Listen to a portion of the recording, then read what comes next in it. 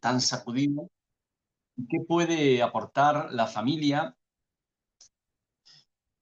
y qué puede aportar la familia en ese momento? Es decir, ¿por qué estamos viviendo la situación familiar de desvinculación? ¿Cómo poder verla desde el macro de ver el mundo y a la vez cómo la comprensión ignaciana de la familia puede ayudarnos a responder tanto a la familia como al mundo? Es verdad que vivimos en un mundo en llamas, ¿no? Todos los días nos desayunamos con catástrofes que continúan u otras que comienzan. Simplemente pensar en el genocidio en Gaza, en la invasión de Ucrania, en la incertidumbre que todos los días aparece en Estados Unidos, la deportación de cientos de personas, el arrancar a los niños de las familias, como estos 500 niños que han sido arrancados esta semana de los hogares familiares para poner bajo la autoridad de las agencias de migración. Bueno, son cuestiones que nos hablan de un mundo en llamas, de un mundo en crisis profunda, en una policrisis política, social, cultural, también económica. Y en cambio, junto con este diagnóstico de un mundo en llamas, es verdad que existen profundas esperanzas, quizás a veces demasiado pequeñas, demasiado imperceptibles, muchas veces vinculadas a la familia, porque mientras muchos políticos, muchos magnates están decidiendo de una forma superficial, frívola, egoísta, sobre cuestiones que van a atañer a todo el mundo, todavía sigue habiendo una bondad en el mundo, todavía la gente sigue levantándose temprano para ayudar a los suyos, sigue atendiendo a las personas en enfermedad, sigue cuidando a los niños, y debemos poner el foco tanto en esas microesperanzas como en esas macro desgracias.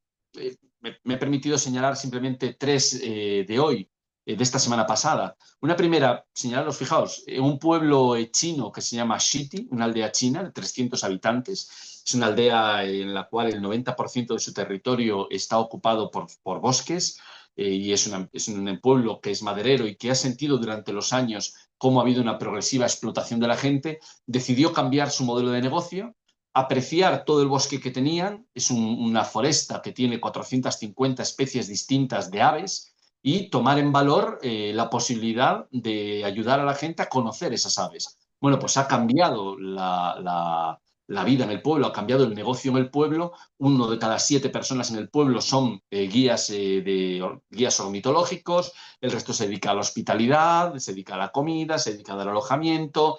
Es decir, el pueblo se ha transformado hasta el punto de que ha multiplicado por 6 su renta per cápita y ha salido de la pobreza. Una realidad que no vemos, una realidad que no está en los primeros titulares y sin embargo que está sucediendo en el mundo. Una segunda, esta semana hablábamos también o veíamos cómo en México decidía la Corte Suprema la protección íntegra de las mujeres, incluso las que han desaparecido, para que se busque su memoria, para que se restituya su memoria, para que no se les revictimice, para que se procure continuamente su indemnización. Bueno, otra buena noticia que apenas hemos visto en los titulares, desde luego no en los informativos de televisión, y que sin embargo nos hablan de un mundo que va avanzando.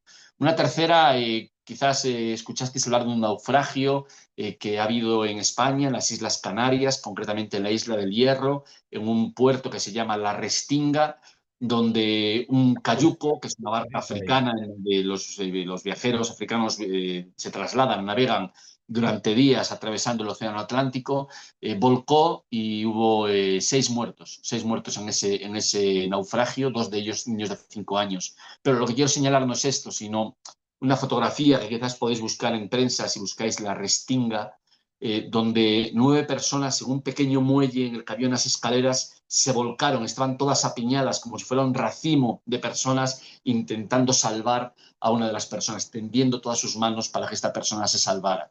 Y eso es lo que está en el fondo de la gente. Es verdad que vivimos en un mundo en llamas, vivimos en un mundo que sufre una crisis civilizatoria y necesitamos recivilizar, ¿no? Y el corazón de esa recivilización, o uno de los corazones, desde luego, es la familia. No es simplemente un momento de transformación en el mundo, sino que también es un momento de transformación en la Iglesia, en la que el Papa Francisco y también el Papa León XIV nos ha pedido una transformación que afecta a nuestros patrones culturales, a nuestras formas de pensar, de actuar, de relacionarnos. una transformación sinodal que lleva a una conversión profunda de nuestros corazones y en aprender a hacer las cosas de forma distinta como las ha hecho a veces el mundo católico, que ha sido poco participativo, donde la relación personal no siempre ha sido tan viva como en otros modos de vivir la Iglesia, donde tenemos una tendencia a la sumisión a la autoridad que es conocida, y esa transformación a una iglesia más sinodal, que es algo en lo que los laicos ignacianos pueden hacer una contribución decisiva si tienen una fuerte capilaridad en las parroquias, una fuerte presencia en parroquias, también tiene como corazón la transformación de las familias. ¿Por qué? Bueno, pues porque en las familias vivimos la profundización de los vínculos con una comprensión mucho más honda y que nos da forma, y en gran parte la crisis que existe en nuestro mundo es porque hemos frivolizado los vínculos entre los trabajadores, los vínculos con los consumidores, los vínculos con los proveedores, los vínculos ciudadanos. Ha habido una superficialización de los vínculos, incluso los vínculos con las personas desconocidas. Aquella persona que vemos en la ciudad, en el autobús o en cualquier momento cogemos un ascensor y no vamos a verla más, ¿no? La civilización se mide por cómo somos capaces de sentir fraternidad frente a los desconocidos. Bueno, pues la familia nos lleva a profundizar en los vínculos, a conocer en profundidad los vínculos, y nos lo pidió el Papa Francisco en Fratelli Tutti, cuando nos hablaba de la necesidad de reconstruir la fraternidad universal. No se trata simplemente de extender lo que ya sabemos de la fraternidad, sino en profundizar qué significaba ser hermanos. ¿Qué significaba ser hermanos en la familia? ¿Qué significa ser hermanos en la ciudad? ¿Qué significa ser hermanos en el mundo? En segundo lugar, la familia está en el corazón de la recivilización por la gran revinculación que supone, ¿no? Es revecinalizar, es renaturalizar, es una solidaridad intergeneracional mucho más fuerte, es crear comunidades, y en la familia es donde se crean los demócratas. Los demócratas no se crean en el Estado en general. El Estado no crea demócratas. Son las familias las que crean demócratas. Las familias demócratas generan demócratas. Las familias sinodales generan demócratas. Por lo tanto, en gran parte la reconstitución del tejido perdido pasa también por la familia. He mencionado la renaturalización, ¿no? La necesidad de volver a recuperar la naturaleza, no solamente en aquellos parajes en donde las hemos destruido y están lejos de nuestras ciudades, sino dentro de nuestras ciudades. En gran parte la renaturalización es también reencontrarnos con cada uno de nosotros, es reencontrarnos con lo que significa la familia, es volver a una naturalidad del amor y una naturalidad de la bondad humana que nos une con la naturaleza, con los demás y con Dios. Y en tercer lugar, porque en la familia es donde se juega el sentido de las cosas y por lo tanto se juega también nuestra salud mental. Fijaos que en tres rasgos simplemente hemos visto cómo aspectos que están en crisis en general requieren o encuentran en la familia su gran motor de solución. Veamos el argumento en general, ¿no? Veamos el diagnóstico del mundo, de la familia, y luego veamos cómo la espiritualidad ignaciana nos ayuda a recivilizar desde la familia. Bueno, la secuencia es conocida, pero es bueno recordarlo. En los años 80, después de la crisis del 73, se impone un modelo económico neoliberal, hoy en día se habla de hipercapitalista, donde prima el individualismo, el utilitarismo, un materialismo fundamentalista, ¿no? Y a la vez se destruye los tejidos comunitarios, ¿no? ¿Por qué? Porque al final la precarización de los lazos de la empresa con los trabajadores, de la empresa con sus proveedores, de modo que grandes multinacionales dejan de tener presencia en todo el planeta y lo que hacen es tener cadenas de proveedores y subproveedores de los que pueden liberarse fácilmente si hay cualquier crisis o cualquier problema. La desvinculación también con los consumidores, a los que se nos venden las cosas con sobreprecio o por lo menos disminuyendo las calidades a través de la obsolescencia programada. Y también la desvinculación o la precarización de los vínculos de los empresarios con el propio capital, porque se genera una economía financiarizada en la que los propios empresarios al final son presos de las decisiones que se toman en otro sitio. Eso generó un modelo económico que nosotros estamos respirando a través de nuestro trabajo, de nuestro consumo, de cómo conforma la economía el mundo, de la política económica, y es algo que fue penetrando en nuestras relaciones comunitarias, no contra la familia, sino contra todo tipo de tejido comunitario, fuera vecinal, amical, el grupo de trabajo, incluso las relaciones dentro del mundo educativo, las relaciones con los alumnos. bueno, eso los que somos profesores sabemos bien, ¿no? Como ha habido un vacío de valores y un vacío de la credibilidad de los profesores y sobre todo de la alianza con los padres, ¿no? Es decir, que ha habido una destrucción de lazos que se muestra en muchas cosas. Por ejemplo, en que la gente sepa cada vez menos los nombres de sus vecinos, o por ejemplo, en el aumento de la soledad también, que en España y en Europa ha llegado al 20% de personas que sienten soledad y un 5% que la sienten todo el tiempo, continuamente, un 15% de personas que no se sienten amadas, un 18% de personas que dicen que no tienen ningún grupo de personas con las que poder hablar. Es decir, hay un deterioro de las relaciones que genera una polarización en la que uno se siente cada vez más fuera y más aparte de los demás. Ese neoliberalismo creó una polarización económica con grados de desigualdad jamás conocidos hasta este momento en la historia, donde se multiplican por centenares las diferencias entre los más ricos y los pobres, mientras que hemos vivido tiempos en los cuales había más miseria, pero sin embargo no había tanta desigualdad con los que tenían más, y además esos que tenían más eran visibles, formaban parte de la sociedad. Hoy en día no, hoy en día se han ocultado, se han invisibilizado y no sabemos quién está tomando las decisiones. Esta polarización económica ha generado la polarización social, es decir, que la gente esté más separada, y esto lo vemos bien en nuestras ciudades, como vivimos en ciudades cada vez más segmentadas, ciudades donde los ricos buscan sus urbanizaciones y tienen sus circuitos de colegios, de lugares de ocio, de lugares culturales, de lugares deportivos, incluso de iglesia, de parroquia, donde se relacionan entre ellos mismos, y han desaparecido la plaza, ha desaparecido la filosofía de la plaza en las ciudades. Esa segmentación urbana que viene de la segmentación social y de la segmentación económica es la que ha generado al final la polarización política también. Y fijaos que destruye los tejidos comunitarios, pero a la vez también el neoliberalismo se ha aferrado históricamente a algunos aspectos para ocultar su labor destructiva. Exactamente en ámbitos familiares o incluso de defensa de la vida, ¿no? Donde se ha compatibilizado y hay una afluencia, hay una afinidad electiva entre posiciones muy neoliberales y posiciones muy fundamentalistas en ámbitos de familia, donde se ajusta o se asigna la culpa del deterioro de la familia a una izquierda, a una ideología progresista, en donde en realidad lo que se está es proyectando en un adversario toda la responsabilidad del deshilachamiento de las familias y de la separación entre personas. Es verdad también que el autonomismo, que quiere decir que yo soy dueño de mi cuerpo y hago con mi cuerpo lo que quiero, hago con mi vida lo que quiero, el autonomismo se ha convertido en algo transversal en el neoliberalismo y en gran parte de la izquierda, ¿no? Y eso es soberanía individualista de la izquierda y ese utilitarismo individualista del neoliberalismo es lo que ha apretado una pinza sobre la familia que es difícil de justificar, porque como decía Ulrich Beck, la familia se encuentra y los parejas se encuentran, los matrimonios se encuentran ante un doble mandato, y lo cuenta en su libro que se llama El normal caos del amor. Por una parte, ama para siempre, por otra parte, que te sea rentable amar, busca la pareja rentable.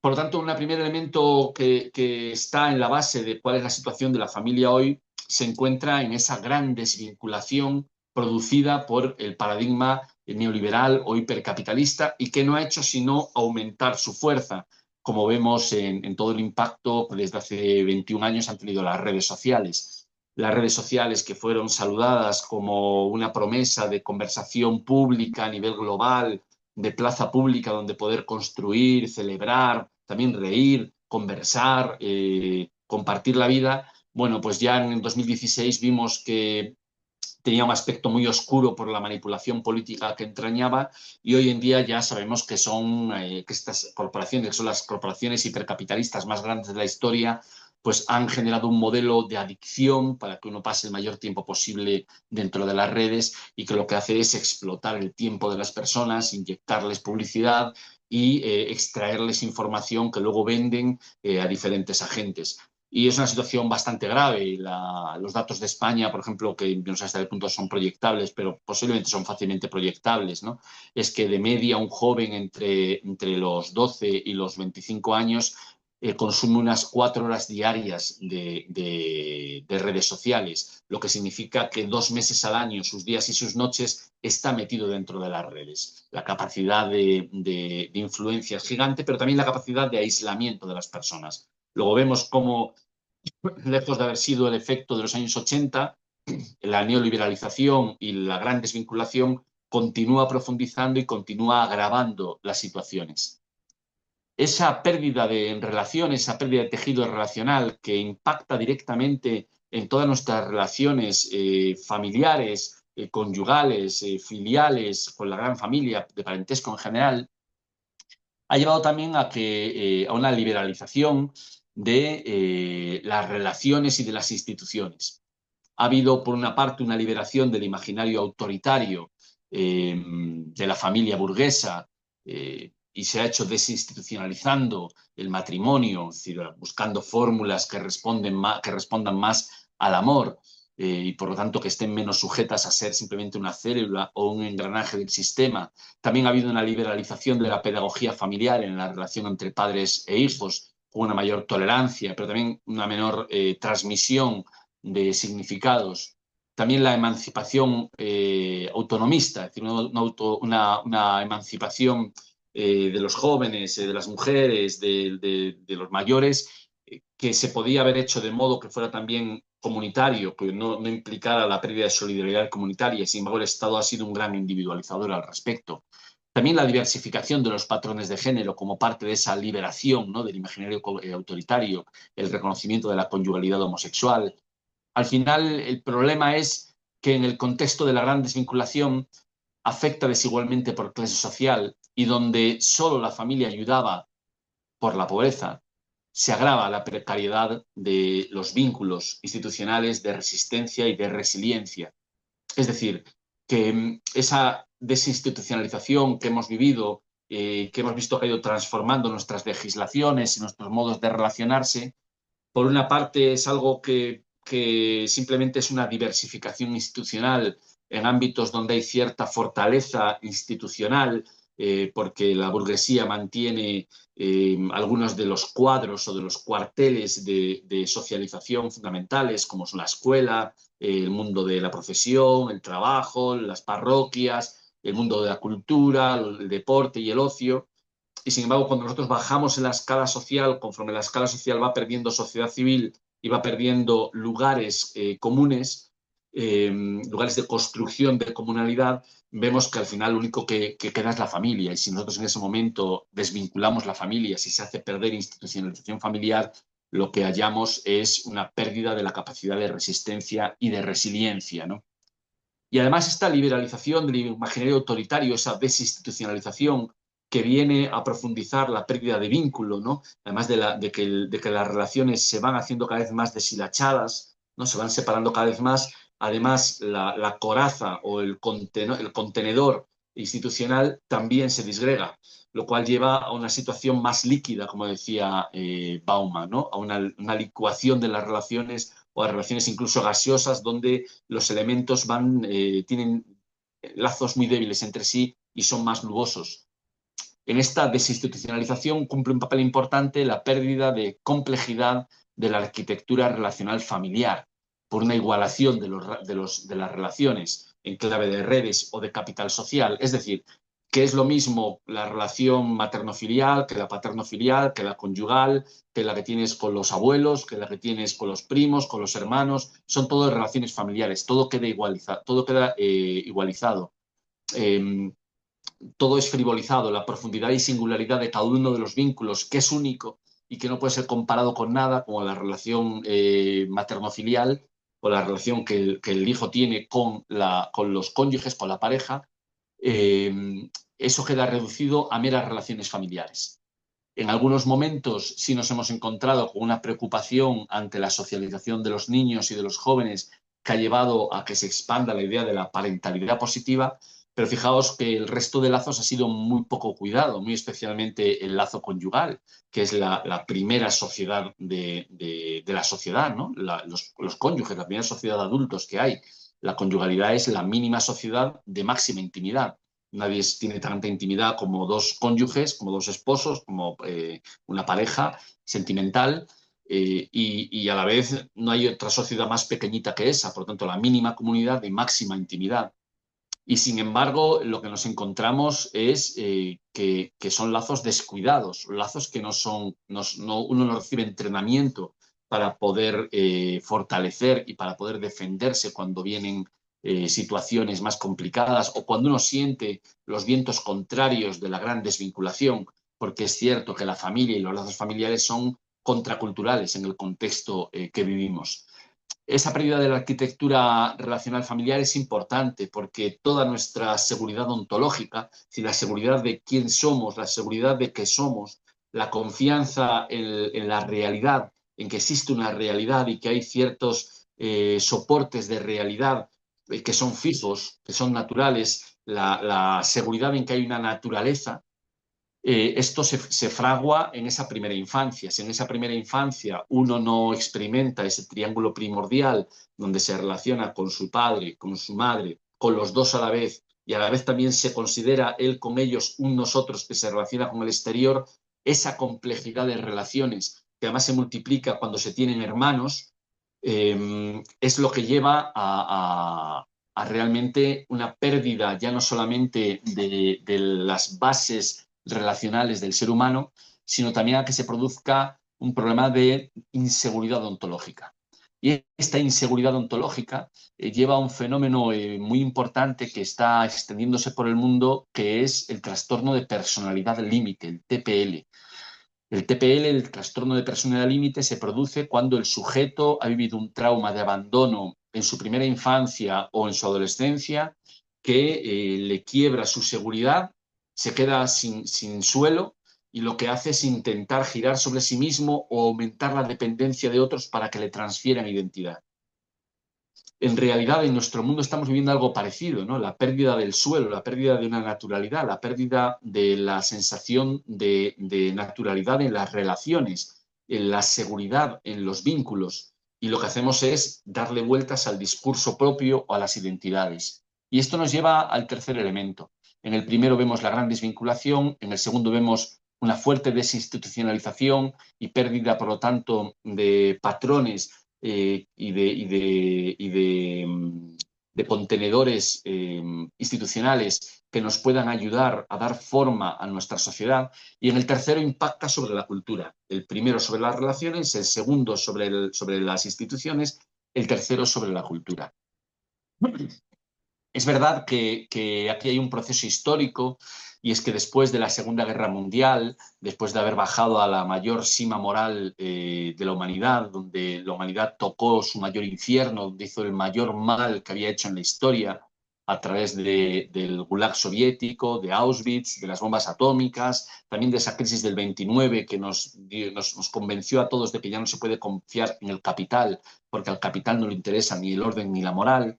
Después de esa Segunda Guerra Mundial hubo una transformación radical de la sociedad en donde pensó que era necesario refundar la sociedad, refundar una modernidad que nos había llevado a tal monstruosidad. Y para eso comenzó un primer ciclo de posmodernismo, de posmodernidad, digamos, de lo que viene después de esa modernidad maquinista, y se confiaba, ese posmodernismo primero lo que hizo fue confiar en la naturaleza humana y confiar en que el hombre naturalmente, espontáneamente, tiende a amar a menos que haya una institución que le frene. Es decir, que el alma humana busca el amor a menos que haya obstrucciones personales o sociales que le impidan llegar a ello. Y es verdad que en un primer momento se experimenta una gran expansión de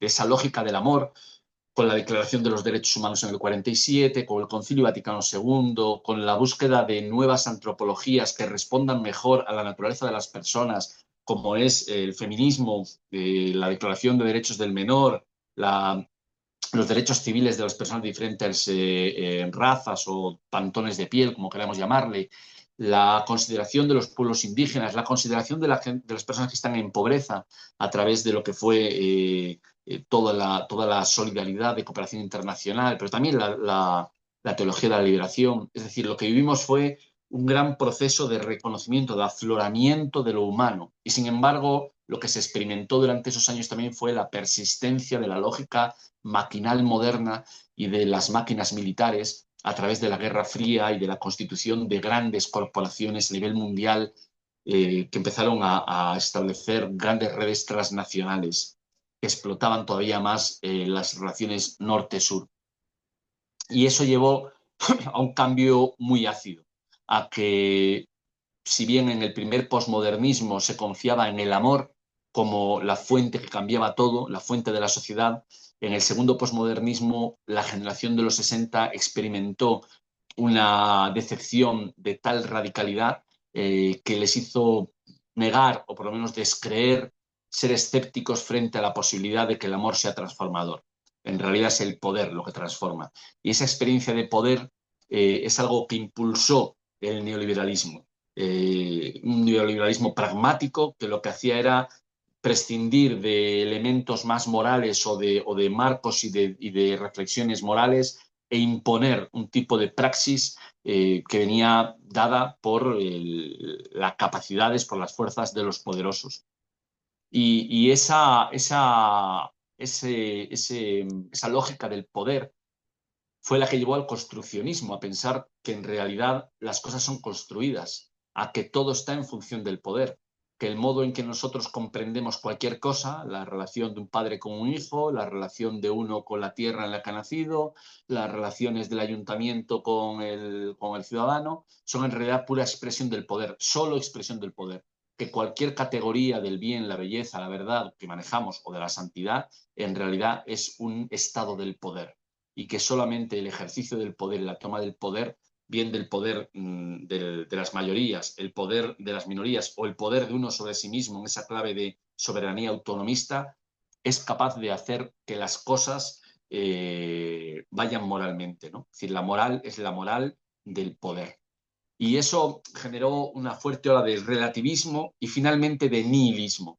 Wendy Brown, que es la esposa de Judith Butler, la famosa feminista, ha sacado un libro en otoño en el que habla de cómo el hipercapitalismo finalmente lo que genera es nihilismo. Nihilismo, y lo explicamos, ¿no? Por la mercantilización del ser, porque al final el principal productor de elementos de identidad son las marcas. En segundo lugar, generó ese nihilismo, lo estamos viendo reflejado en una gran crisis mundial de salud mental, en donde aumentan la depresión, la ansiedad, los trastornos de hiperactividad, los trastornos de ansiedad, efectivamente, eh, y también en el identualismo, lo que llamamos identualismo, es decir, la obsesión por tu identidad, la obsesión por la identidad. La identidad es la narración del yo, la narración que una persona hace de sí mismo, de su ego, ¿no? Es una narración, un discurso egoico sobre ti mismo.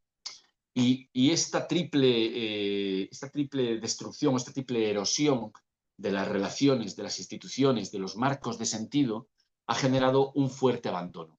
Un abandono sentido por mucha gente, bien en el ámbito económico por esas desigualdades, en el ámbito político porque ve que no se toman decisiones en las que pueda confiar y que la política no está interesado en el progreso del individuo, pese a que a veces haya progreso, ¿no? En Europa es bastante impresionante, ¿no? Como el continente que ha alcanzado mayor prosperidad de la historia, seguridad, unas políticas sociales tremendamente avanzadas para cuidar a los últimos, aunque es verdad que siempre se puede mejorar, ¿no?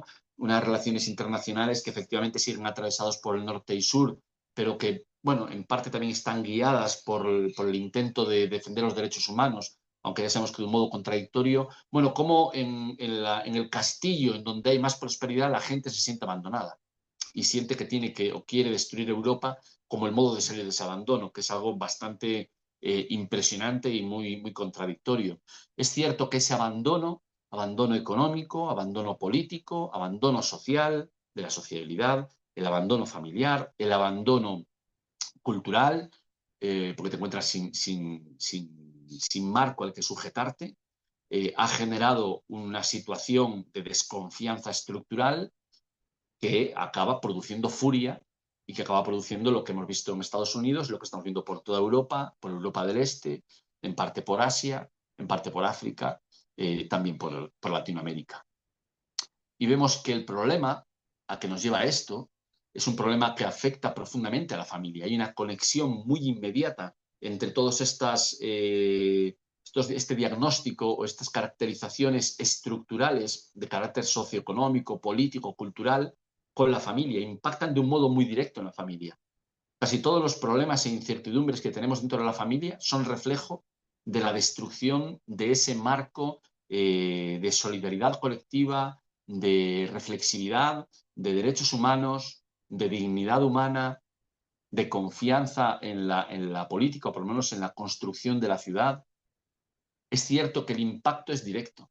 Casi no podemos encontrar ningún problema que sea específico y meramente interno de la familia. Y aquí llegamos al centro del problema, ¿no?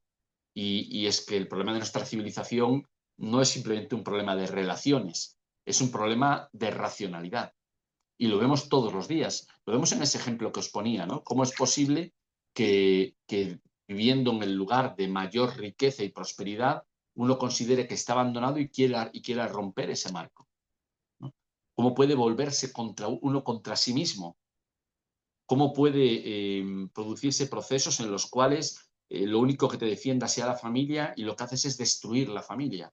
Destruir a tu mujer, matar a tus hijos, esa nueva violencia que emerge, ese abandono que va progresando y que va aumentando, en realidad forma parte de una autodestrucción. Es decir, de una economía que no es economía, sino que es destructonomía.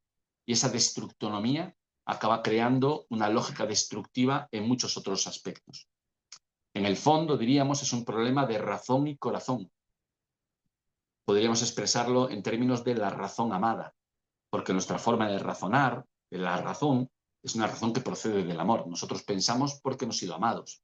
El amor nos da la seguridad ontológica básica y esa seguridad ontológica es la que nos permite amar.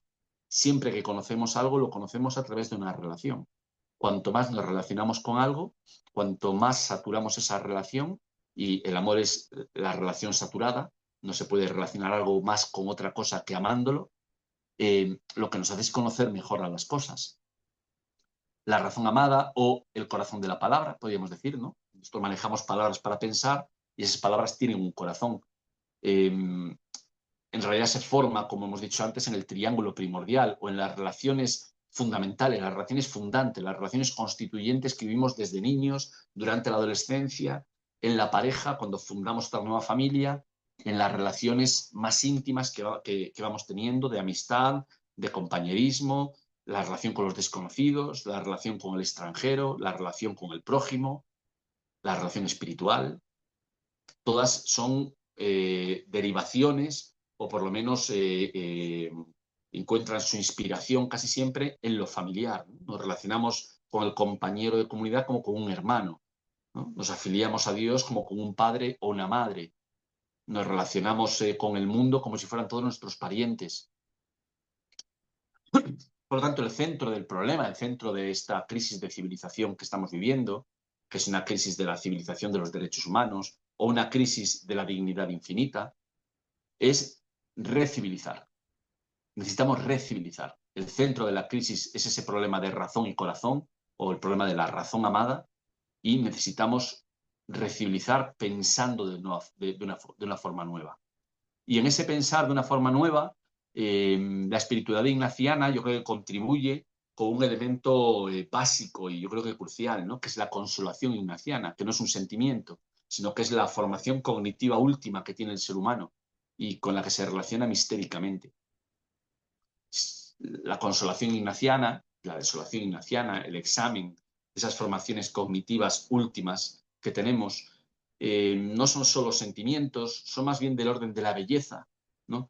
Pero unen e integran todas nuestras percepciones, nuestras emociones, nuestra memoria, nuestra forma de ver las cosas, los patrones automáticos que tenemos para examinar, incluso nuestros sueños, los deseos, integra toda la pirámide, todo el cono de conocimiento y de percepciones y de emociones, de sentires que uno tiene en una fórmula muy sencilla y binaria que está en el fondo de todo ser humano.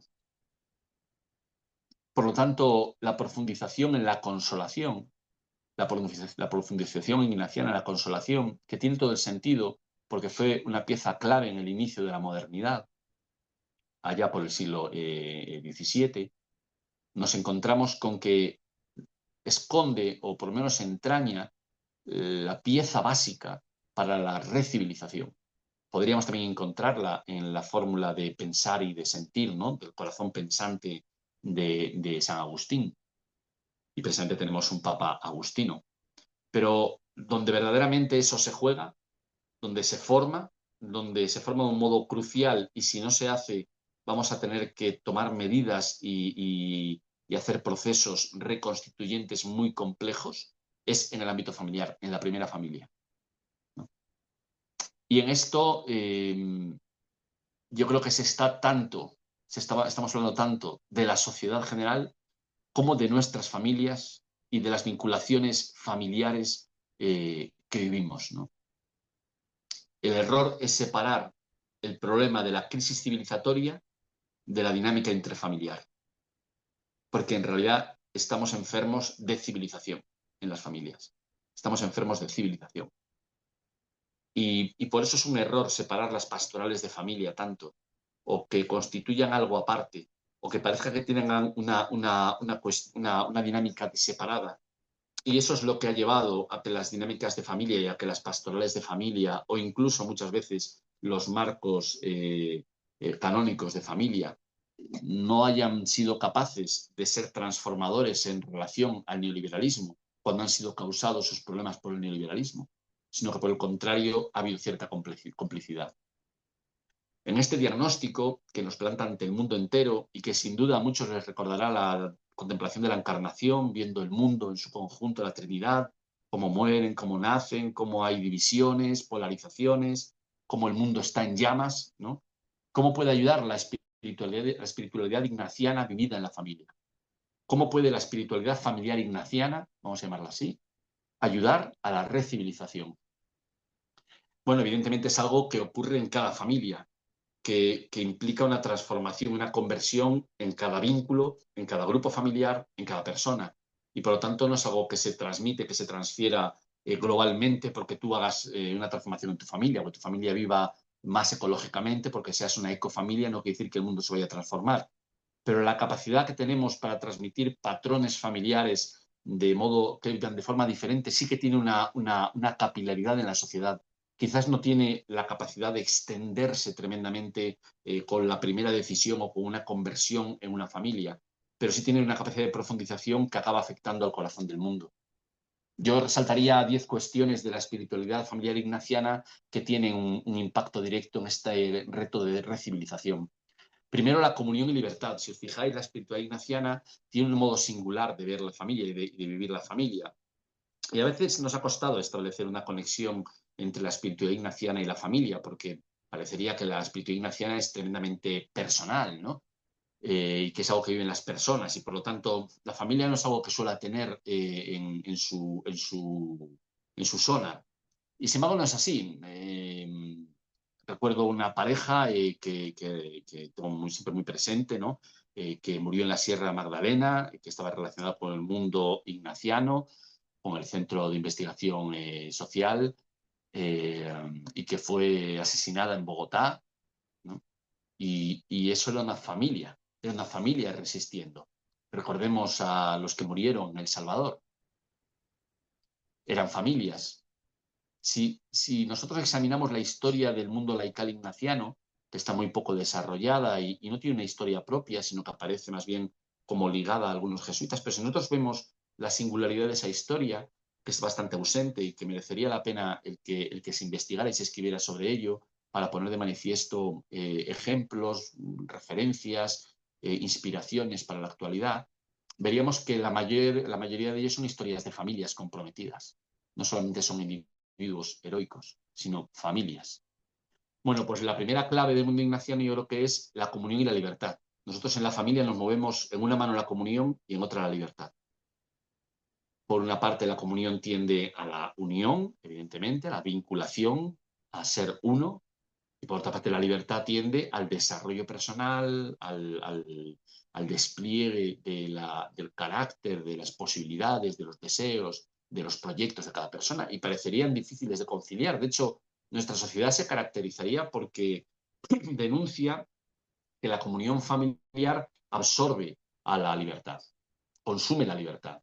Y sin embargo, esto en nuestra experiencia ignaciana no es así, sino que cuanto más unido estás al otro, más libre le dejas, más libertad tiene. Los ejercicios espirituales, en general, la espiritualidad ignaciana es una espiritualidad de la libertad. Donde haya duda, pon libertad. Donde haya miedo, pon libertad. Donde haya incertidumbre, pon libertad. Libertad para poder decidir, para poder dejarte llevar. Libertad para deshacerte de los obstáculos. Libertad para decidir, para liberarte incluso de las confusiones, ¿no? que uno encuentra. Nuestra experiencia es que cuanto más en comunión estamos con los demás, más libres somos.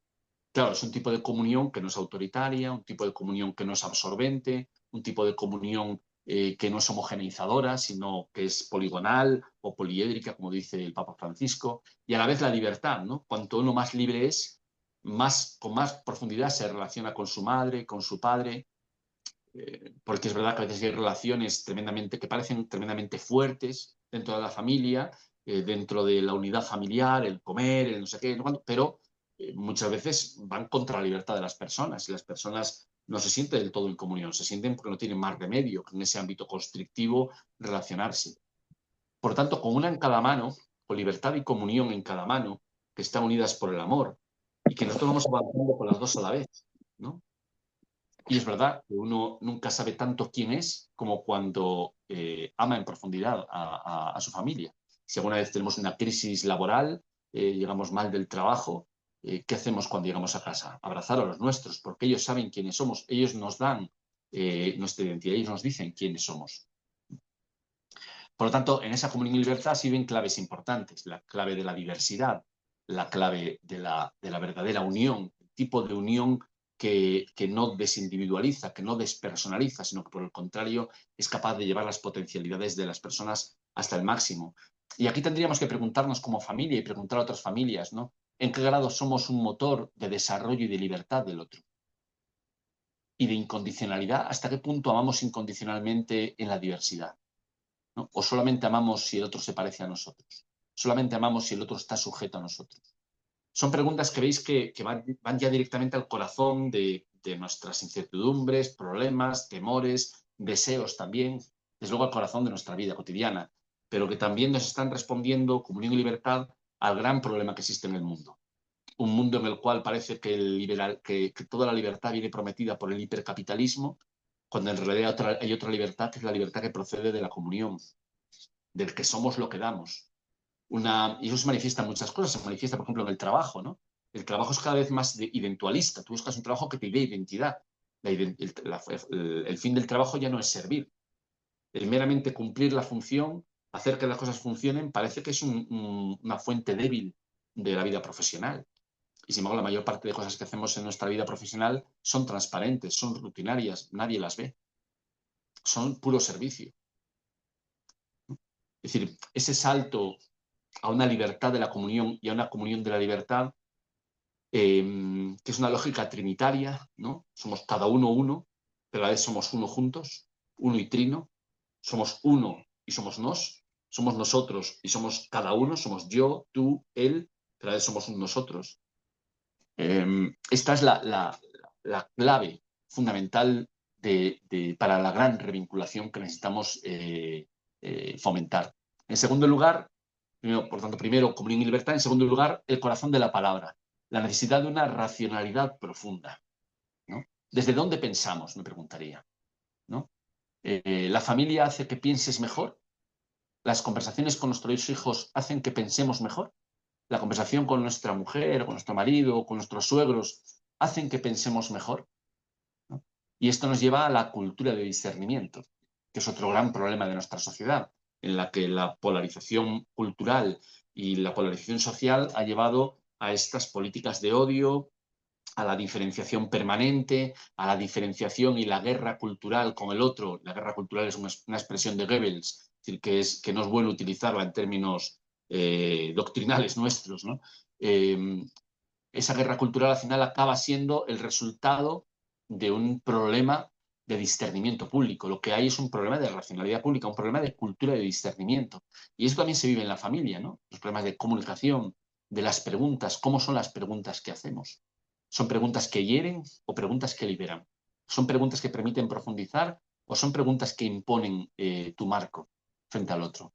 La familia es un lugar de búsqueda, somos familias sinodales y la sinodalidad sabemos que es el caminar juntos. Hay una sinodalidad vertical y otra sinodalidad horizontal. En la vertical, en la Iglesia, lo que hacemos es que los ámbitos de decisión y de unión se acercan cada vez más entre sí. Por lo tanto, el lugar de decisión está muy cerca del pueblo o está en el pueblo, no está sobre el pueblo. Es como decía el Papa Francisco, no está sobre el pueblo, sino en el pueblo, con el pueblo, ¿no? Al frente del pueblo, impulsando esa unidad.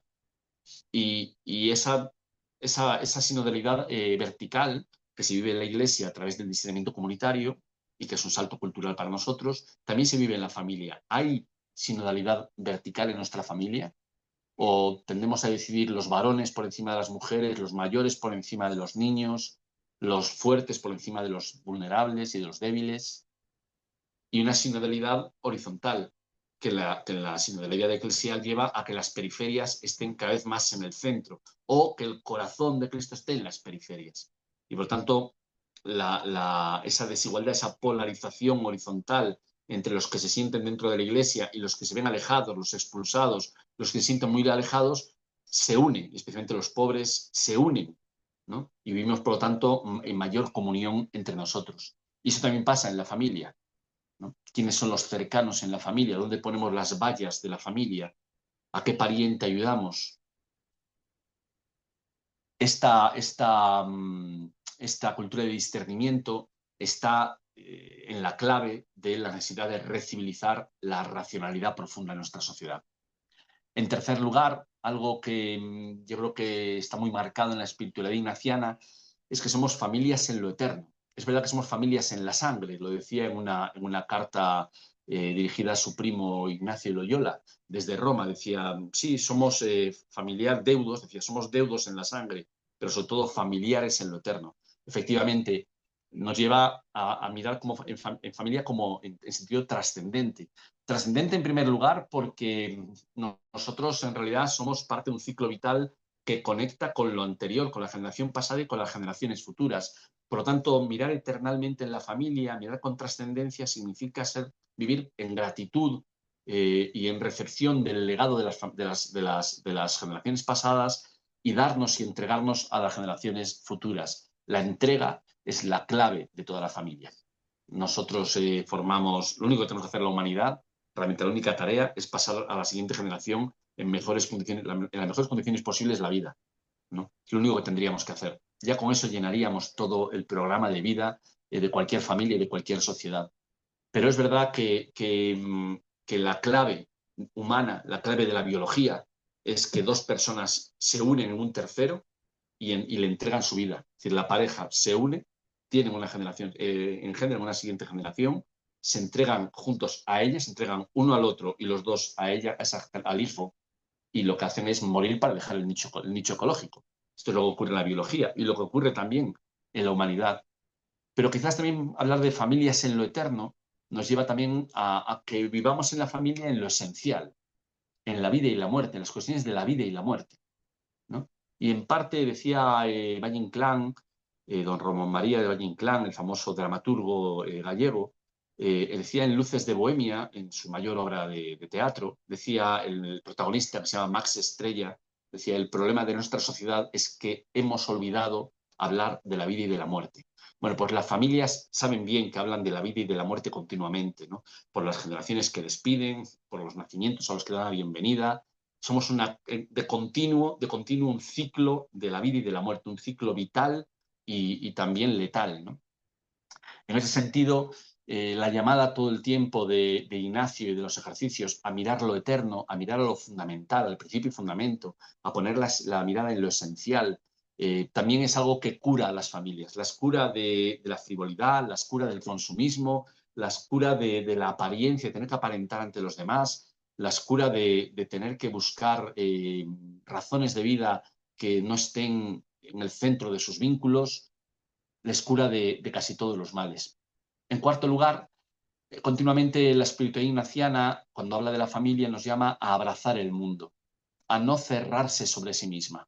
Si hay algo que no pega en la espiritualidad ignaciana es que la familia se enconche en sí mismo, se encierre, se encastille en sí mismo, ¿no? Se enclaustre y se acorace en sí misma. Por lo tanto, no cabe esa visión intrafamiliar, exclusivamente intrafamiliar, sino que continuamente somos el mundo, continuamente estamos abrazando el mundo. La familia es la primera comunidad de la sociedad civil y como primera comunidad de la sociedad civil tiene unas responsabilidades infinitas en todo, en la situación ecológica, en el consumo, en la política, en todos los ámbitos, en la cultura, en todos los ámbitos que se os ocurran, en la situación de nuestros vecindarios, en la renaturalización de nuestros vecindarios, en todo. Por lo tanto, es verdad que nos llama la espiritualidad ignaciana a ser familias que abrazan el mundo, familias que viven en el corazón del mundo y que saben que el amar entre ellos afecta profundamente al corazón del mundo. Quizás tenemos una visión incluso de la oración, ¿no? En donde nos preguntamos, bueno, ¿esto en qué cambia las cosas? Que una familia cambie, que yo rece, ¿en qué cambia las cosas? No las cambia en nada. Pero nosotros cuando rezamos, nosotros cuando amamos, estamos haciéndolo en el corazón del mundo. Y no se trata del poder que ponemos en la oración, del poder de nuestra voz, de la visibilidad de nuestras relaciones, sino la pregunta es, ¿cuánto profundo estamos en ese corazón? Porque una sola persona puede salvar un siglo, recordemos a Francisco de Asís. Porque en realidad no se trata de extender el poder en nuestras acciones, sino de ser capaces de profundizar en la mística, de profundizar en la entrega al amor. Fijaos, Teresa de Jesús, ¿no? No se trata, o Ignacio de Loyola, por el poder que tenían, que era poco, hubieran sido capaces de hacer casi nada. Eran más bien cristianos marginales en su época y sospechosos de iluminismo, sospechosos de judaísmo. Sin embargo, ¿qué es lo que hizo que su historia se haya legado hasta nosotros? La profundidad mística. Es decir, que en el corazón del mundo viajaron lo más al centro, viajaron al centro de la Tierra, viajaron al centro del corazón del mundo. El quinto componente, el quinto rasgo de la espiritualidad familiar ignaciana es la centralidad del amor. El amor como fuente y como estructura más profunda del universo. Y esto nos lleva a pensar en unos términos que yo creo que hemos señalado poco todavía dentro del mundo ignaciano, ¿no? En el que no vivimos para el más allá. Fijaos que Ignacio no está todo el tiempo diciendo renunciad a todo para vivir en el más allá. No, no es una espiritualidad de la renuncia y del reniego, sino es una espiritualidad del goce del mundo, de una contemplación profunda de la belleza de cada cosa. No nos lleva hacia un interior cerrado, sino que nos lleva hacia el interior de todas las cosas, en el amar en todas las cosas, porque toda cosa es un regalo hecho por Dios. Recordad aquello que decía Jesús cuando subió hacia Jerusalén montado en su pequeño asno, ¿no? Decía, si vosotros callarais, hasta las piedras querrían cantar. Y dentro de cada piedra hay un canto de Dios. Hay un canto. Y nosotros, amando esa piedra, contemplando esa piedra, percibiendo esa piedra, aumentamos ese campo, intensificamos, hacemos más densa su interioridad. Esa idea de que amamos todas las cosas, esa contemplación para alcanzar amor, es importante porque nos lleva a una conclusión y es que nada de lo amado se pierde, que la eternidad no está más allá de la vida, después de la muerte, sino que es ya, que el reino está siendo ya y que lo que amemos, lo que sea amado, está salvado y participamos en la salvación. Por la resurrección de Jesús se salva todo, pero nosotros participamos en la salvación, participamos en la redención del mundo, no alejando del mundo y haciendo odiar el mundo para que esto pase lo más rápido posible, sino convirtiendo el mundo en alabanza. Por eso el servir y alabar, que nos dice que es la razón por la que el hombre está creado, para servir y alabar a Dios, esconde una profunda intuición de que en realidad la eternidad no está sujeta al tiempo, no tiene un antes y un después, sino que sucede siempre, está sucediendo ya en el interior de cada instante, en el amor de cada instante, que el tiempo es una forma de relacionarnos con lo eterno y que el propio espacio no consiste simplemente en un marco donde pasan cosas, sino que el espacio es cómo nos relacionamos con los otros, el espacio es una red de relaciones. Y esto nos lleva a una visión profunda del amor que vivimos en la familia como el modo constitutivo y el modo de redención. El abrazar a tu hijo, el abrazar a tu mascota, al perro, al gato, el cuidar la casa, el limpiar la casa, el salir al vecindario, el trabajar y gastarnos en servir a los demás. En eso no es que estemos simplemente intentando liberarnos de pecados mortales, ¿no? Sino que estamos generando salvación, estamos generando reino. Y esta visión de los ejercicios, esta visión de la contemplación para alcanzar amor es tremendamente importante en la familia, porque nos lleva a comprender la familia como el principal o, desde luego, el más profundo lugar donde somos capaces de relacionarnos y somos capaces de encontrar una fuente que salve el mundo. En sexto lugar, bueno, y en esta idea del amor de Dios y del amor como fuente y estructura última de todo, es clave el amor a los vulnerables, a nuestras vulnerabilidades, ¿no? A la desnudez. Y es algo que en la familia se vive continuamente. En la familia vivimos a flor de piel, sabemos nuestras vulnerabilidades, sabemos lo mejor y lo peor. Donde más vivimos las miserias del otro es en la familia, donde vivimos las vulnerabilidades del nacer, la desnudez del nacimiento, o de la enfermedad, o de la muerte, o del fracaso, etcétera, es en la familia. Por lo tanto, el amor siempre está implicado en la desnudez. En sexto lugar, el acompañamiento. Efectivamente, las relaciones en los ejercicios son siempre el acompañamiento. Y esto es algo tremendamente importante, ¿no? ¿Por qué? Porque sustituye las relaciones de enajenación o ignorancia frente a los demás o autoritarismo. La relación con los demás es de acompañamiento e ilumina mucho las relaciones dentro de la familia.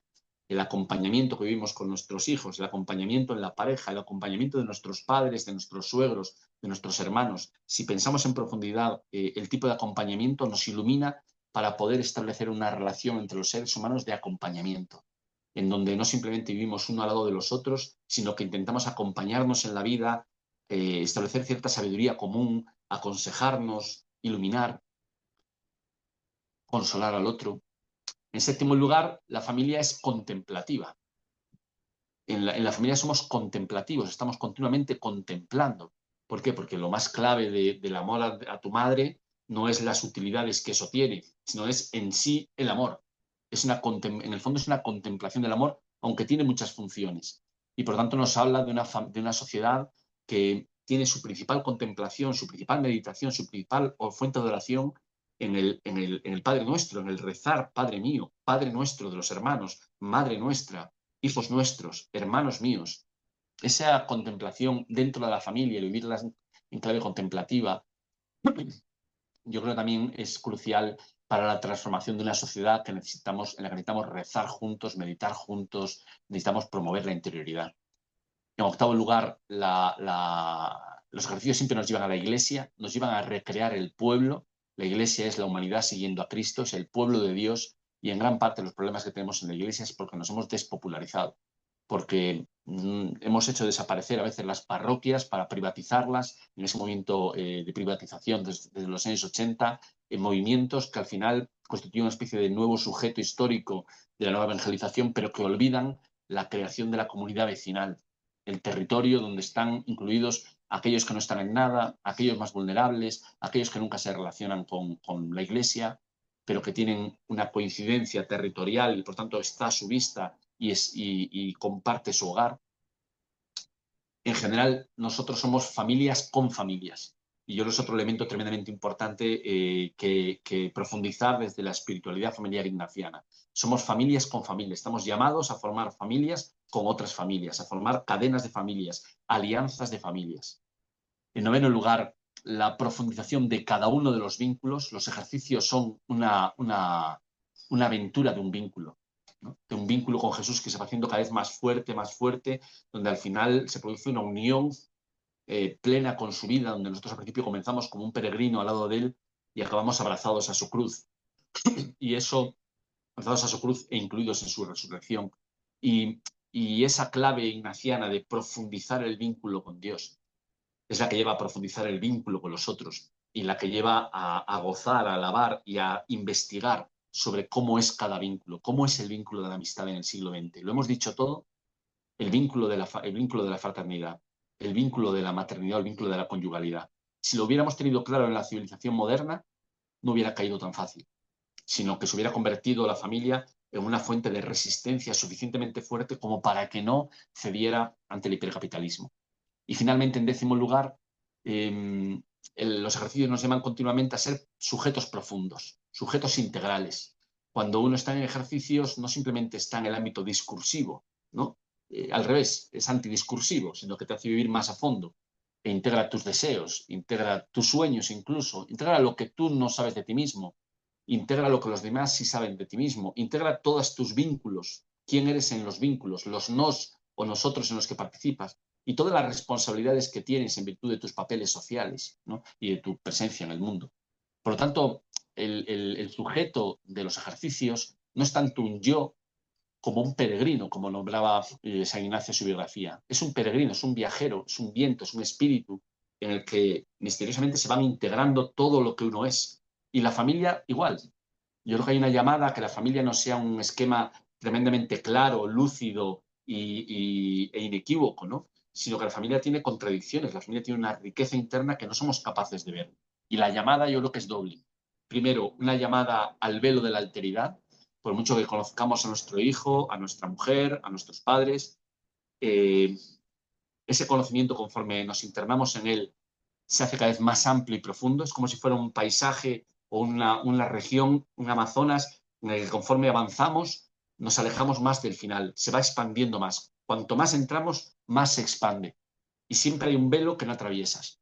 Y si uno contempla así, o uno comprende y vivencia así las relaciones con su pareja, las relaciones con sus hijos, las relaciones con sus familiares, entonces cobra una riqueza enorme, nunca se estereotipa, nunca te cansas, nunca te aburres, sino que cuanto más amas, más terreno tienes para amar y para amar en mayor intensidad. Y en segundo lugar, nos hace, además de recuperar el velo de la alteridad, nos hace recuperar el misterio. Un misterio que no consiste, el misterio no es aquello que no se puede conocer, sino aquello que solamente podemos conocer con la propia vida. Y al final la familia es una cuestión de vida, es una cuestión de vivenciar, es una cuestión de experiencia. Es algo en lo cual no podemos establecer un marco que la cierre, sino que ya desde el origen en el que fuimos niños y nuestra primera infancia está más en las manos de nuestros padres que en nuestra conciencia, ¿no? La conocemos por fotos, pero poco más, y sin embargo es constitutiva, es estructural de cada uno de nosotros. Sabemos bien que el misterio de la infancia, el misterio de Dios, el misterio de los demás, el misterio de la realidad, es constitutivo de nosotros y que la forma de conocer el mundo tiene que ser una forma humilde y sobre todo que conocemos a través del amor. La familia, termino ya, es fábrica de personas, es fábrica de demócratas, es fábrica de sinodalidad. Si es la primera comunidad de la sociedad civil, por lo tanto, es donde comienza la revolución de la ternura y la recivilización en este mundo en llamas. Muchas gracias.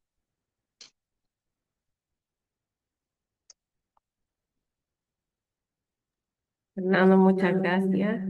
La verdad que creo que ha sido una fotografía de nuestra sociedad. No sé, en lo personal produce muchas sensaciones, desafíos como comunidad, así que simplemente agradecerte este tiempo que nos has brindado y darle el espacio a, no sé, dos o tres personas que quisieran tal vez hacer una consulta o tal vez una reflexión. Solo les pedimos que seamos breves para que podamos interactuar algunos antes de despedir. Claudia, por ahí, levantó la manito. Sí, Claudia. hola, buenas tardes, acá ¿Qué en tal? Chile. Bien. Me llamo Claudia, soy parte del Consejo de CBX de Santiago y soy parte del equipo del reloj del Crear Familia acá en Santiago. Así que lo primero es presentarme y decirte que es un agrado, es como siempre, escucharte, que estoy más acostumbrada a leerte. Eh, Gracias. Eh, no, lo principal, lo que más siento es un profundo agradecimiento por este espacio, al CEN que nos dio la posibilidad de estar acá, que muy, muy, muy agradecida. Eh, el segundo, decir que como tal cual tú lo mencionaste, Fernando, la Trinidad es lo real, es el mundo en sí. instintivamente quienes hemos formado familia hemos sentido que es el primer lugar donde lo vivimos. Y no olvidarnos que a través de la espiritualidad ignaciana, que a veces se menciona poco, eh, y a través de lo que Ignacio enseñó también en su ejercicio, que es el uso de los sentidos, el cuerpo torna un principal lugar y el encuentro con el otro a través de ese espacio físico torna un principal lugar. Y las familias y el laicado somos eh, el lugar donde ese Dios hecho carne, desde ese lugar es tan, es tan dado, digamos, y es tan bonito mostrarlo. Eh,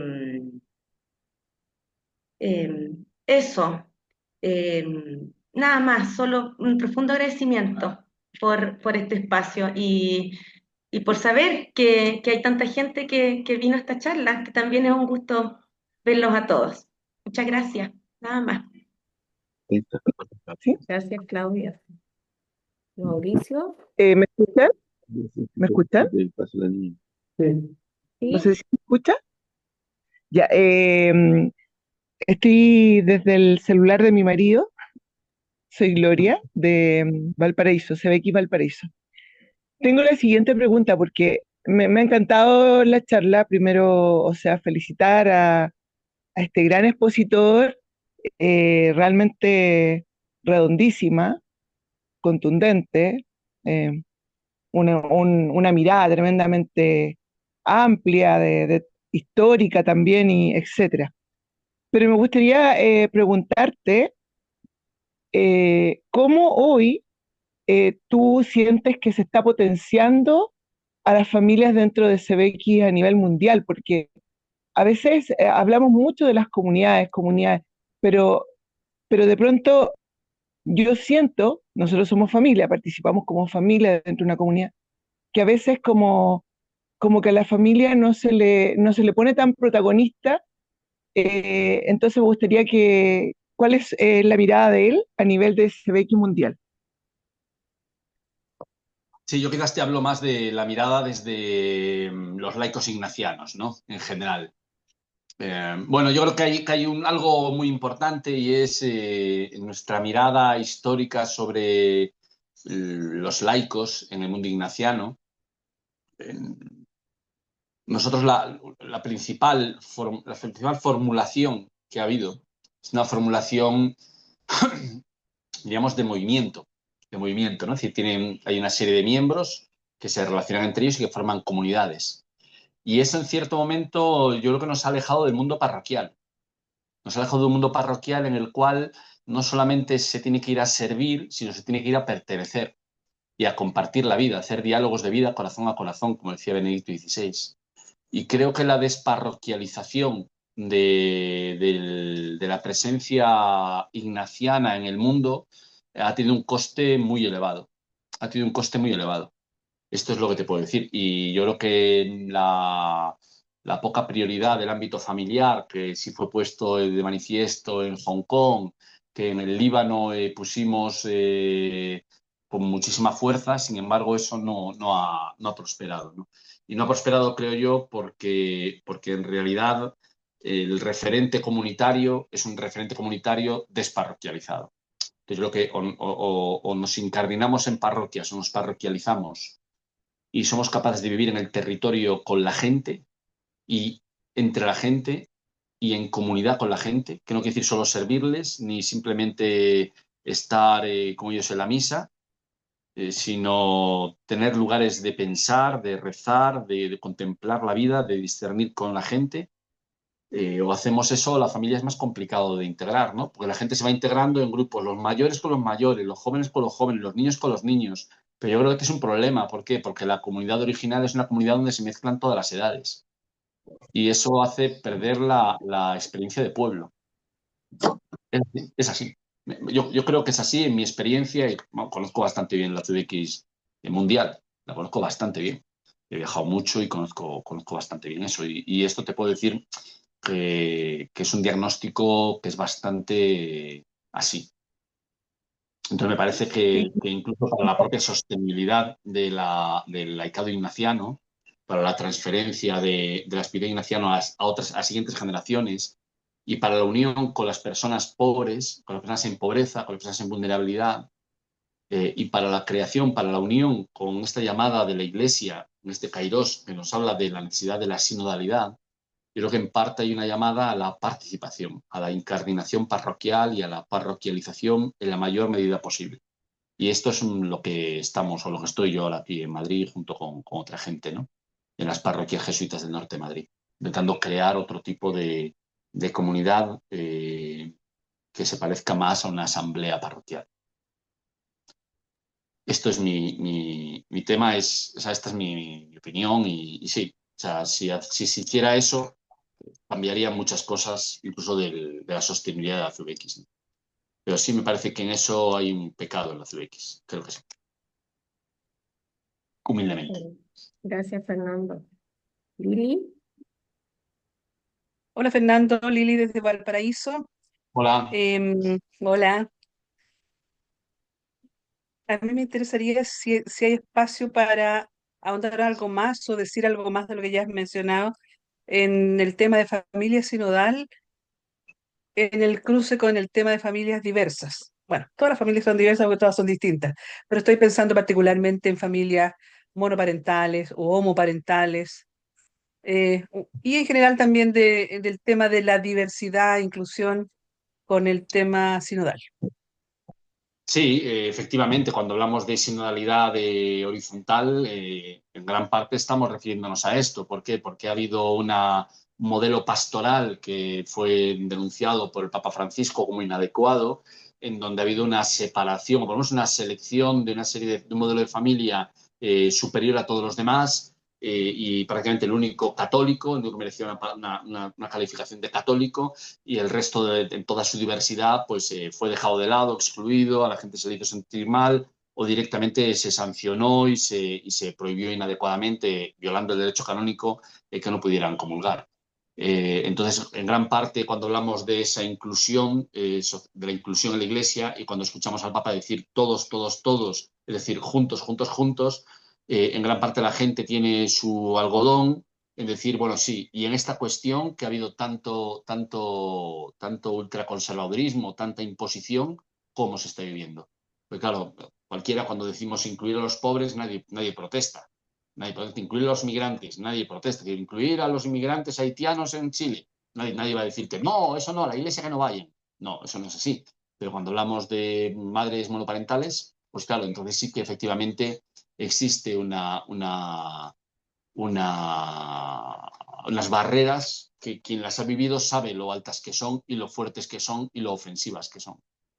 Entonces tenemos que poner especial sensibilidad a la integración y la inclusión de todas las situaciones familiares. Por eso yo hablaría de familias, pero hablaría en general de los vínculos familiares, ¿no? De grupos y vínculos familiares. Porque una familia, en realidad fíjate que nosotros esta experiencia o esta situación que tenemos en la cabeza de que antes había una familia como muy homogénea y que esto ha ido diversificándose, es una visión bastante parcial. Yo solo escuché este comentario decir a Adolfo Nicolás, a nuestro querido padre general, y tiene toda la razón. En realidad se debe a la experiencia de las clases medias durante los años 50-60. Durante los años 40, 50, 60 hubo una construcción de clases medias donde se estandarizó bastante el modo de vida de la gente por la comunicación de un tipo de vivienda pequeña que correspondía con familias nucleares, padre, madre, hijos, y un estándar de consumo que era bastante igual en todo el mundo, un equipo estándar, y eso llevó a una gran homogenización de la población. Pero si nosotros nos vamos antes de los años 30, en realidad las familias eran bastante diversas, ¿eh? Eran mucho más diversas de lo que nos creemos. En realidad, debajo de la homogeneidad familiar, de la presunta homogeneidad familiar, dice Adolfo Nicolás, existe una mucho mayor diversidad que fue oprimida y que lo que hacemos ahora nosotros es acoger, aunque sea simplemente, como decía yo un sobrino, para ser personas reales, para ser reales. Ya no pedimos que seamos abiertos, seamos reales.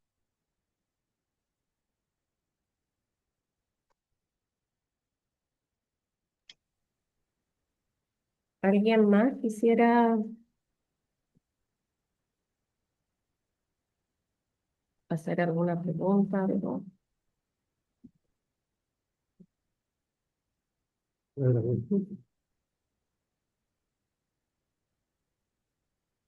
Yo creo que, por ahí, Lili, con otra Lili.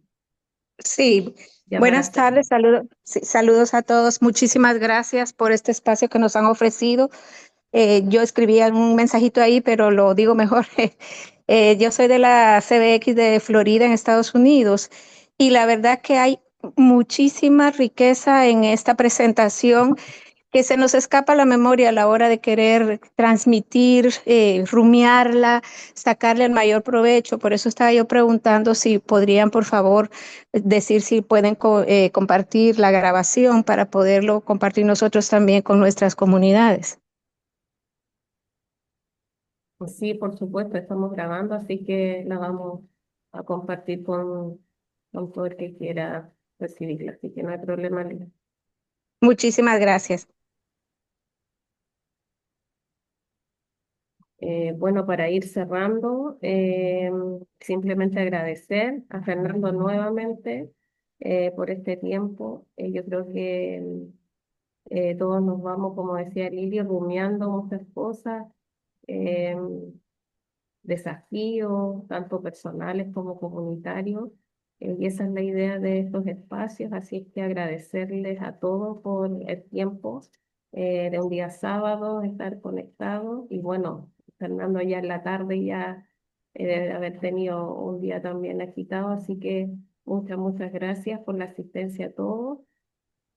Y no sé, Rodrigo, que estamos aquí en la sede de Quirián.